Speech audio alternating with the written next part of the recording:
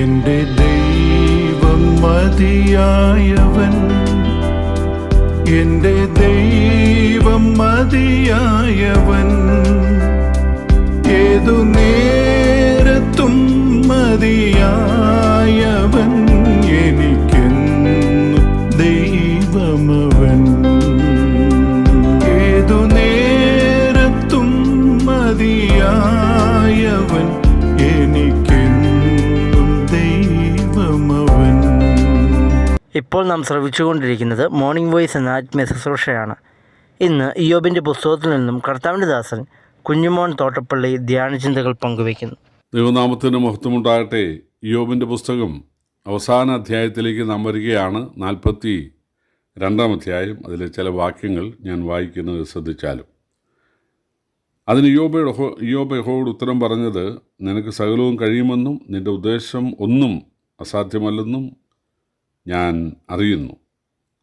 ഞാൻ നിന്നെക്കുറിച്ചൊരു കേൾവി മാത്രമേ കേട്ടിരുന്നുള്ളൂ. ഇപ്പോഴും എൻ്റെ കണ്ണാൽ നിന്നെ കാണുന്നു. ആകയാൽ ഞാൻ എന്നെ തന്നെ വെറുത്ത് പൊടിയിലും ചാരത്തിലും കിടന്ന് അനുതപിക്കുന്നു. യഹോവ ഈ വചനങ്ങളെ ഇയ്യോബിനോട് അരുളി ചെയ്ത ശേഷം യഹോവ തേമാന്യനായ എലീഫസിനോട് അരുളി ചെയ്തത്, നിന്നോടും നിൻ്റെ 2 സ്നേഹിതന്മാരോടും എനിക്ക് കോപം ജ്വലിച്ചിരിക്കുന്നു. നിങ്ങൾ എൻ്റെ ദാസനായ ഇയ്യോബിനെ പോലെ നിങ്ങൾ എന്നെക്കുറിച്ച് വിഹിതമായി സംസാരിച്ചിട്ടില്ല. ആകയാൽ നിങ്ങൾ 7 കാളയെയും 7 ആട്ടുകൊറ്റനെയും എൻ്റെ ദാസനായ ഇയ്യോബിൻ്റെ അടുക്കൽ കൊണ്ടുവന്ന് നിങ്ങൾക്ക് വേണ്ടി ഹോമയാഗം കഴിപ്പി. എൻ്റെ ദാസനായ ഇയ്യോബ് നിങ്ങൾക്ക് വേണ്ടി പ്രാർത്ഥിക്കും. ഞാൻ അവൻ്റെ മുഖം ആദരിച്ച് നിങ്ങളുടെ മൂഢതയ്ക്ക് തക്കവണ്ണം നിങ്ങളോട് ചെയ്യാതിരിക്കും. എൻ്റെ ദാസനായ ഇയ്യോബിനെ പോലെ നിങ്ങൾ എന്നെക്കുറിച്ച് വിഹിതമായത് സംസാരിച്ചിട്ടില്ലല്ലോ. അങ്ങനെ ശൂഖനായ തേമാന്യനായ എലീഫസും ശൂഖനായ ബിൽദാദും നയമാത്യനായ സോഫറും ചെന്ന് യഹോവ തങ്ങളോട് കൽപ്പിച്ചതുപോലെ ചെയ്തു.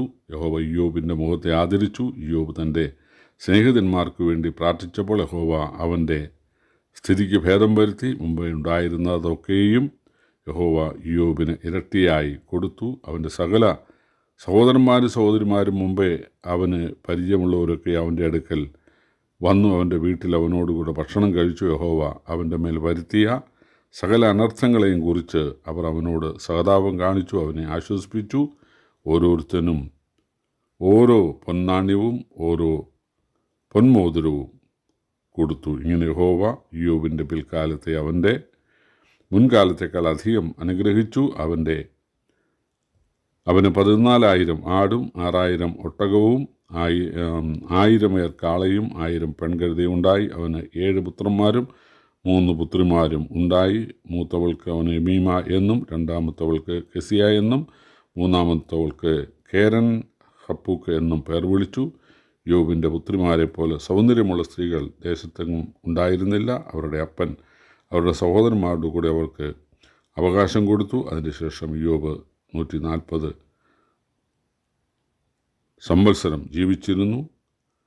അവൻ മക്കളെയും മക്കളുടെ മക്കളെയും 4 തലമുറയോളം കണ്ടു. യോബ് വൃദ്ധനും കാലസമ്പൂർണനുമായി മരിച്ചു. എന്തുകൊണ്ടാണ് തനിക്ക് ഈ കഷ്ടനഷ്ടങ്ങൾ ഉണ്ടായത് എന്നറിയാൻ ഇയ്യോബ് ആഗ്രഹിച്ചു. ഇയ്യോബിൻ്റെ സ്നേഹിതന്മാർ വന്നു പറഞ്ഞത് പാപം കൊണ്ടാണ്, രഹസ്യഭാവമുണ്ട്. ഇയ്യോബ് പറഞ്ഞല്ല, അങ്ങനെ രഹസ്യഭാവം എന്നിലില്ല. ദൈവത്തിൻ്റെ വചനങ്ങളെ ഞാൻ അവോളം പ്രമാണിച്ചാണ് ജീവിക്കുന്നത് എന്ന് ഇയ്യോബ് പറഞ്ഞു. അത് ശരിയാണ്. പക്ഷേ എന്തുകൊണ്ട് ദൈവം എന്നോട് ഇത് ചെയ്തു എന്ന് അറിയാൻ ഇയ്യോബ് ആഗ്രഹിക്കാൻ പാടില്ലായിരുന്നു. ആ കാര്യം ഇയ്യോബിനെ ബോധ്യപ്പെടുത്താൻ ദൈവം കുറേ ചോദ്യങ്ങൾ ചോദിക്കുകയാണ്.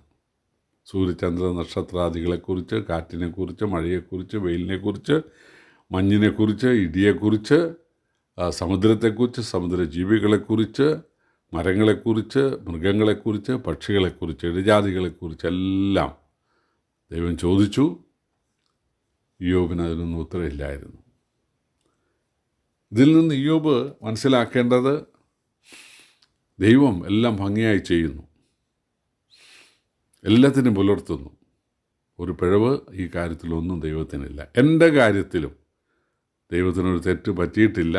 അതുകൊണ്ട് ഞാനത് എന്തുകൊണ്ടെന്ന് അറിയേണ്ട ആവശ്യമില്ല. കാരണം ഞാൻ അറിയേണ്ട ആവശ്യമില്ല, ദൈവം അറിയുന്നല്ലോ. ദൈവം അറിഞ്ഞ് അത് ദൈവം യുക്തമായിട്ട് ദൈവം അത് നീതിയായിട്ട് ചെയ്തിരിക്കുകയാണ്. ദൈവത്തിന് ഉദ്ദേശമുണ്ട്. ഇയ്യോബ് അത് സമ്മതിച്ചു. നിന്നെക്കുറിച്ച് ഒരു കഴിവ് മാത്രമേ ഞാൻ കേട്ടിരുന്നുള്ളൂ, എനിക്ക് ദൈവത്തെക്കുറിച്ച് കാര്യമായ അറിവില്ലായിരുന്നു. ഇപ്പോൾ ഞാൻ സമ്മതിക്കുന്നു, പാതി പോലും ഞാൻ അറിഞ്ഞിട്ടില്ല. ശേബാരാജ്ഞി ശലോമോൻ്റെ അടുക്ക വന്നു ഇതാണ് പറഞ്ഞത്, നിന്നെക്കുറിച്ച് ഞാൻ ഒരു കേൾവി കേട്ടിരുന്നു, പക്ഷേ ഞാൻ കേട്ടതിലും അധികമാണ് നിൻ്റെ മഹത്വം എന്ന് അവൾ സമ്മതിച്ചതുപോലെ ഇയ്യോബ് ദൈവത്തോട് സമ്മതിക്കുകയാണ്. ദൈവത്തിന് ഇഷ്ടമായി. ദൈവം ഇയ്യോബിൻ്റെ സ്നേഹിതന്മാരോട് പറഞ്ഞു, നിങ്ങൾ ഇയ്യോബിനെ പോലെ വിഹിതമായത് എന്നെക്കുറിച്ച് വിഹിതമായി സംസാരിച്ചിട്ടില്ല, അതുകൊണ്ട് ഇയ്യോബിൻ്റെ അടുക്ക ചെല്ലുക, 7 കാളയെയും 7 ആട്ടുകൊറ്റനെയും കൊണ്ടുചെല്ലുക, യാഗം കഴിക്കുക, ഇയ്യോബ് നിങ്ങൾക്ക് വേണ്ടി പ്രാർത്ഥിക്കട്ടെ. പ്രിയപ്പെട്ടവർ, ഇയ്യോബ് ഇവരോട് ഒരു ന്യായവും പറഞ്ഞില്ല. ഇപ്പം നിങ്ങൾക്ക് മനസ്സിലായില്ലേ, എൻ്റെ ഭാഗത്തല്ലേ ശരി, ദൈവം എന്നോട് സംസാരിച്ചു, ഇതൊന്നും ഇയ്യോബ് പറയുന്നില്ല. അതിൻ്റെ ആവശ്യമില്ല. ഇയ്യോബ് അവർക്ക് വേണ്ടി പ്രാർത്ഥിക്കുകയാണ്. എപ്പോൾ ചൊറി പിടിച്ച് ചാരത്തിലിരുന്ന് ഓട്ടുകഷ്ണം എടുത്ത് ചിരണ്ടിക്കൊണ്ട് ഇയ്യോബ് തൻ്റെ സൗഖ്യത്തിനായിട്ടല്ല ഈ സ്നേഹിതന്മാരുടെ അനുഗ്രഹത്തിന് വേണ്ടി പ്രാർത്ഥിച്ചു. ദൈവത്തിന് വലിയ ഇഷ്ടമായി അത്. അപ്പോൾ ദൈവം ഇയ്യോബിൻ്റെ സ്ഥിതിക്ക് ഭേദം വരുത്തി. ഇയ്യോബിന് രോഗസൗഖ്യമുണ്ടായി. ഈ രോഗസൗഖ്യത്തെക്കുറിച്ച് ഉള്ള വാർത്ത കാട്ടുതീ പോലെ പരന്നു.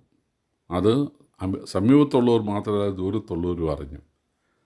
അവരൊക്കെ ഇയ്യോബിനെ കാണാൻ വന്നു. ഹിസ്കിയാവിന് രോഗസൗഖ്യം ഉണ്ടായി 15 വർഷത്തെ ആയുസ്സോട് ദീർഘമാക്കി കിട്ടിയപ്പോൾ ബാബേൽ രാജാവ് പോലും ഹിസ്കിയാവിനെ കാണാൻ വന്നതുപോലെ ഇയ്യോബിനെ കാണാൻ ആളുകൾ വന്നു.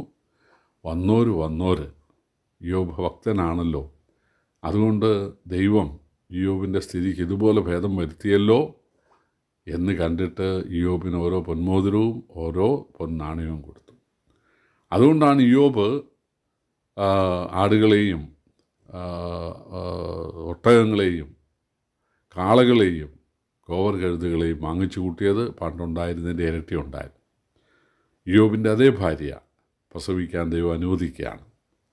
തീർച്ചയായിട്ടും അവൾക്ക് ദൈവവചനത്തിൻ്റെ പരിജ്ഞാനം ഇയ്യോബിനുള്ളതുപോലെ ഇല്ലായിരുന്നെങ്കിലും അവൾ ഇയ്യോബിനെ ശുശ്രൂഷിക്കുകയും ഇയ്യോബിനെ ആശ്വസിപ്പിക്കുകയും ചെയ്തുകൊണ്ട് ജീവിച്ചു. അതുകൊണ്ട് അവൾ വീണ്ടും പ്രസവിക്കാൻ ദൈവം അനുവദിച്ചു. 10 മക്കളെ ദൈവം നൽകി.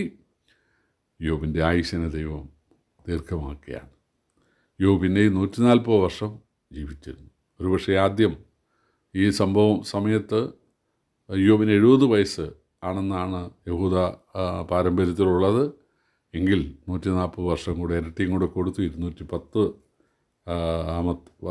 വർഷമാണ് അദ്ദേഹം ലോകത്ത് ജീവിച്ചിരുന്നത് എന്ന് കരുതുന്നു. പ്രിയപ്പെട്ടവരെ, നമ്മുടെ ജീവിതത്തിൽ, തന്നെ സ്നേഹിക്കുന്നവരുടെ ജീവിതത്തിൽ ദോഷമായിട്ടൊന്നും ദൈവം ചെയ്യുകയില്ല, നന്മയായിട്ടേ ചെയ്യുകയുള്ളൂ എന്നൊരു പാഠം ഇയ്യോബിനോട് പഠിക്കുവാൻ ദൈവം നമ്മെയും സഹായിക്കട്ടെ. കർത്താവിൻ്റെ വലിയൊരു നാമം വാഴ്ത്തപ്പെടുമാറാകട്ടെ.